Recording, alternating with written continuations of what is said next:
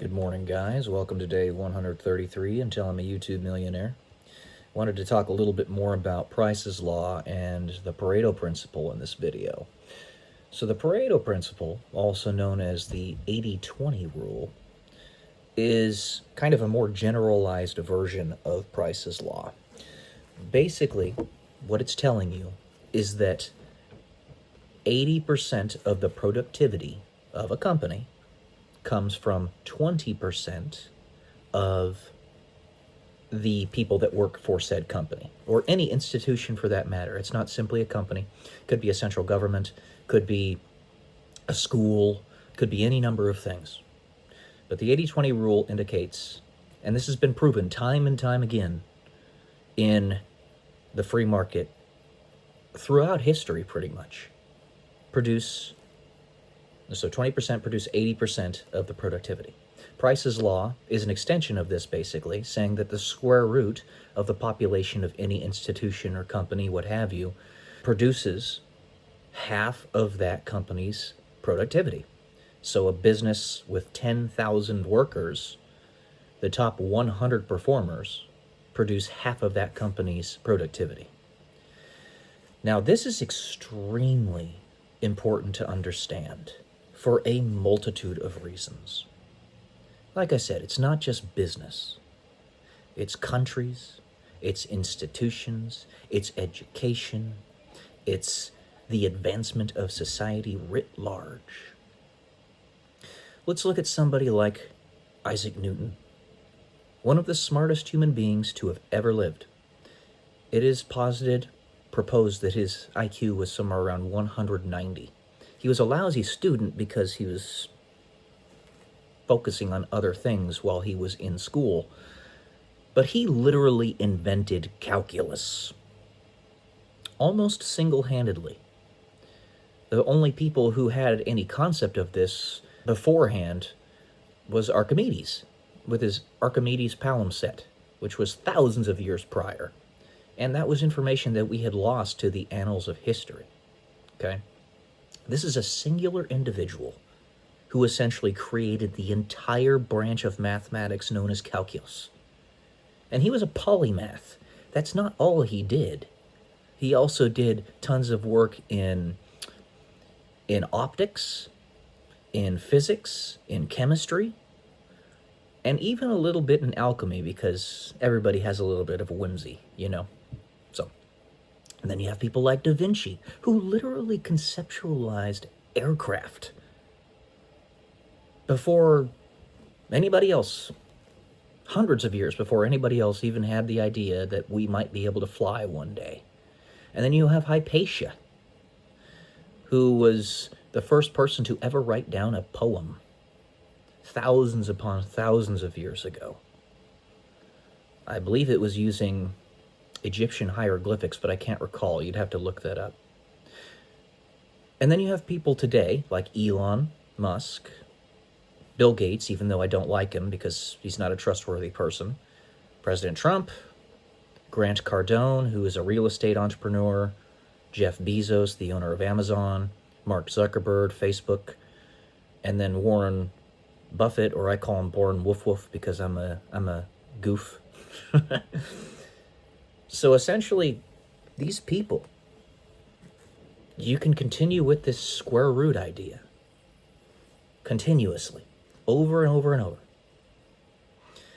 So you have a world of 8 billion people. Square root it, you get the number of people that produce half of the entire planet's productivity. It actually does line up. Sorry, my hair's all over the place. And then you square root it again, blah, blah, blah. Basically, you get like the top 20 people on the entire planet producing about 12% of the productivity of said planet. It lines up. Okay? So if you stop any one of these people, who it tends to be pretty clear who they are if they don't stay silent, if they keep on trying. If you stop, silence, squelch any one of these people, you're not just stopping that person from getting employment. or from being like a pilot or something at an airline. But you're literally chopping off at the knees potentially 10% of all global output from a singular person. Let's look at Elon Musk again. He's literally single-handedly, not really, obviously he's got his businesses and stuff that are comprised of tens of thousands of people, don't get me wrong, but it's his effort, his conscientiousness that is single-handedly getting us to Mars, producing the most advanced electric vehicles the Earth has ever seen, creating boring companies, like, drilling holes into the ground, boring. Single-handedly. Jeff Bezos essentially single-handedly revolutionized logistics the world over. One person. One person. Yes, their companies have tens of thousands of people, but if they weren't there, those companies wouldn't be. Bill Gates, don't like the guy, but Microsoft Windows comprises the main operating system of roughly half of all computers across the entire planet. Donald Trump, a multi-billionaire real estate investor. Grant Cardone, a billionaire real estate investor. Mark Zuckerberg produced Facebook, controls Meta, Instagram, all those things. One person. And then you look at countries like South Africa, where the only thing you need in order for this system to properly work is gratitude. Grace. As God says, my grace is enough. In South Africa, the people that live there are attacking the producers. They do not have gratitude. They're trying to steal, lie, and cheat to take their stuff away. So South Africa's crumbling because of that. You look at the European Union. They are a union of countries that has roughly twice the population of the United States, and yet is only a fraction of our productivity because they're lazy. That laziness has led them to socialism. Socialism is for people who don't want to work hard. And the overwhelming majority of people, I love people, don't get me wrong, but the overwhelming majority of people are exceedingly lazy. When you see one of these top Pareto Principle individuals, they're doing a shit ton of stuff. A shit ton. I consider myself at the top of that, but somebody who's had my knees, I've been kneecapped. I've written a novel. I'm going to write many more. I already have 5 written that I haven't published yet. I was an Air Force pilot. I was in the Air Force. I have a master's in electrical engineering. I ran 18 marathons before I could no longer walk properly. I could list it. I'm a real estate entrepreneur. I own 22 units out in Ohio. One thing after another, and I'm being wasted.